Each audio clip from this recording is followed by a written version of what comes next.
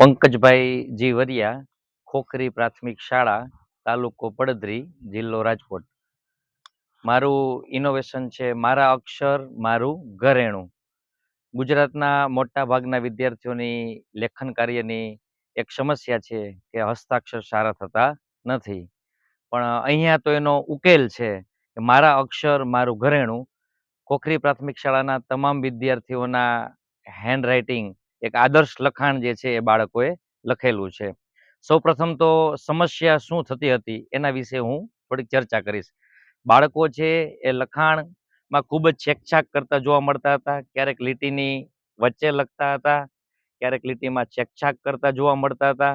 લખાણ અસ્તવ્યસ્ત રીતે લખતા હતા, ક્યારેક લીટીની નીચે લખતા હતા. લખાણમાં મરોડ વ્યવસ્થિત જોવા ન મળ્યા. લીટીના બે અક્ષર વચ્ચે યોગ્ય અંતર જળવાતું નહોતું. લખાણમાં સાતત્યતા જોવા મળતી નહોતી. આવી ઘણી બધી લેખન કાર્યની સમસ્યાઓ જોવા મળી. તો અમુક નમૂના સ્વરૂપે આપણે નોટબુક્સ લઈએ કે જેમાં ધોરણ 6 નો અંકુશ નામનો વિદ્યાર્થી છે. તેની નોટબુક્સ પહેલાની નોટબુક બિફોર વર્ક એ મારી પાસે છઠ્ઠા ધોરણમાં આવ્યો ત્યારે એના હેન્ડરાઇટિંગ આ પ્રમાણે થતા હતા. 3 મહિનાનો સતત મહાવરો કરાવ્યો, ત્યારબાદ એના અક્ષર કાર્યની અંદર લેખન કાર્યમાં ઘણો જ અદ્ભુત સુધારો આપણને જોવા મળે છે. અહીંયાથી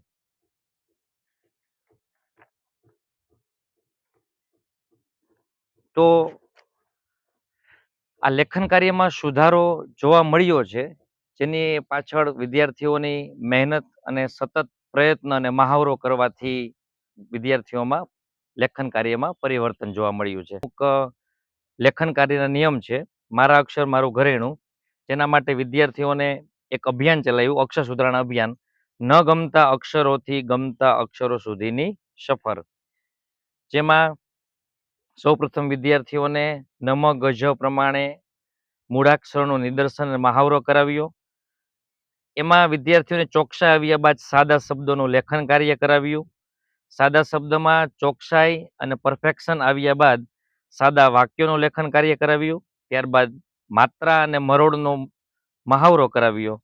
ત્યારબાદ જોડાક્ષર અને માત્રાવાળા વાક્યનું લેખન, શબ્દ, અને અત્યારે વિદ્યાર્થીઓ ગુજરાતીમાં મૌલિક અને સ્વતંત્ર લખાણ અને આદર્શ લેખન શૈલી કરતા જોવા મળે છે.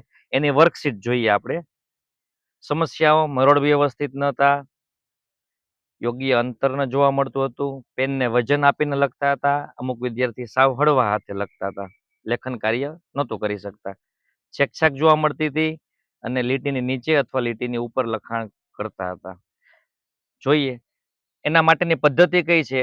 ગુજરાતી ભાષાની અંદર સૌથી પહેલા ઉપરની લીટીને જ અડીને લખાણ લખાવવું જોઈએ.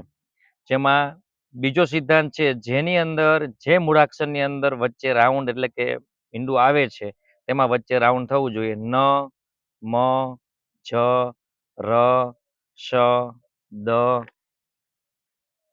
બ, અ, છ,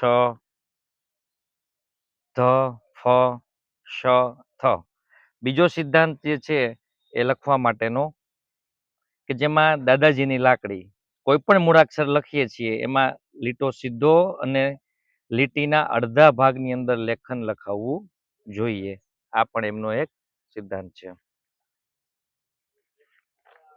ત્યારબાદ સાદા શબ્દો, ત્યારબાદ વાક્યો, ત્યારબાદ માત્રાઓની પ્રેક્ટિસ, માત્રાવાળા શબ્દો, વાક્યો, અઘરા શબ્દો, જે બાળક પ્રેક્ટિસને અંતે આદર્શ લેખન કાર્ય કરતા જોવા મળે છે. તો આ રીતે મારા અક્ષર મારું ઘરેણું એ ખોખરી પ્રાથમિક શાળાના વિદ્યાર્થીઓના અક્ષર ખરેખર વાસ્તવિક સ્વરૂપમાં ઘરેણા સમાન બન્યા છે. આ એક આદર્શ પ્રયત્ન છે.